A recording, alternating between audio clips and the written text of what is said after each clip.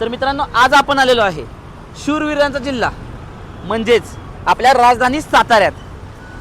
मी माझा नवीन प्रवास चालू करतोय, ओळख महाराष्ट्राची. आणि मी फिरणार आहे पुढील काही दिवसात टोटल 36 जिल्हे. आणि या 36 जिल्ह्याच्या प्रवासाची सुरुवात करतोय मी आपल्या राजधानी सातारामधून. साताऱ्यात आल्यानंतर पहिल्यांदा पोचलो बॉम्बे रेस्टॉरंटला आणि मागवली पुरी भाजी आणि त्यानंतर घेतली मिसळपाव. क्वालिटी ठीकठाक होती, त्यामुळे तिघांनी पण ताव मारला. पोटभर खाऊन निघालो आम्ही आमच्या शुभमला सोडायला.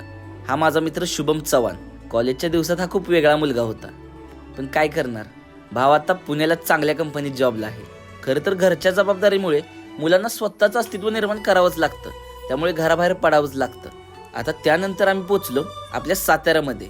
हे पाहू शकता, छत्रपती शिवाजी महाराजांचं स्मारक. आणि हे आहे साताऱ्यातील प्रतापराव सिंह हायस्कूल.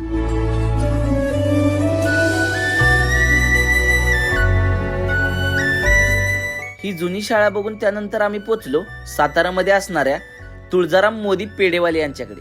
यांची 160 वर्षापासूनची पेढे बनवण्याची जुनी परंपरा आहे. आणि हे पाहू शकता, कंदी पेढ्याचे संशोधक तुकाराम मोदी पेढेवाले. खरं सांगतो मित्रांनो, येथील पेढ्यांची क्वालिटी एकदम बेस्ट आहे.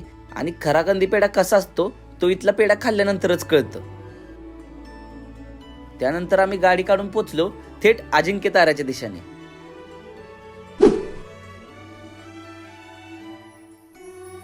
अजिंक्य तारा हा गड सातारा जिल्ह्यातील आहे. या गडावरून साताऱ्याचं दृश्य बघायचं तर एक वेगळीच मजा आहे. एकदम निसर्गरम्य वातावरणात आणि शांत असा आपला सातारा जिल्हा. सातारा जिल्ह्याला शूरवीरांचा जिल्हा म्हणतात, कारण इथलं प्रत्येक पोरगं भरती व्हायचं स्वप्न बघतं.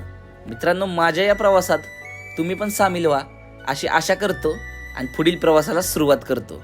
धन्यवाद आणि जय महाराष्ट्र.